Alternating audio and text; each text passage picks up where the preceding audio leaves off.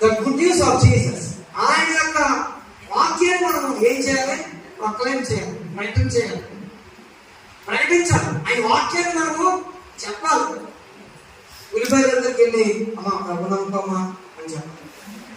జోలు పుట్టారు కదా, చంద్రయ్య గారు దేవుని దగ్గర రండి ప్రార్థన చేసుకోండి అని చెప్పగలరు. మనకు తెలిసిన వారికైనా సరే మనం ఏం చేయాలి? వాక్యాన్ని ఏ యాక్సెస్ ఉంటుంది కదా మనకి చెప్పడానికి, మనకి ఫ్రెండ్షిప్ ఉంటుంది కదా. మరి బాబు ఈరోజు ప్రార్థన చేస్తున్నావా అని అడగడం అదేమనేది కదా. కాబట్టి మనం ఏం చేయాలి? దేవుని సన్నిధిలో మనం ఆయన వాక్యాన్ని ప్రకటన చేయాలి. జగములో ఆయన కార్యములను మనం ఏం జరిగిందో, మన జీవితంలో ఏం దేవుడు చేశాడో, ఎలాంటి మహత్కార్యాలు చేశాడో, ఎలాంటి ఉన్నతమైన కార్యాలు చేశాడో, ఎలాంటి అద్భుతాలు చేశాడో, ఎలాంటి నిరకలు చేశాడో మన జీవితంలో మనం ప్రార్థన చేయడం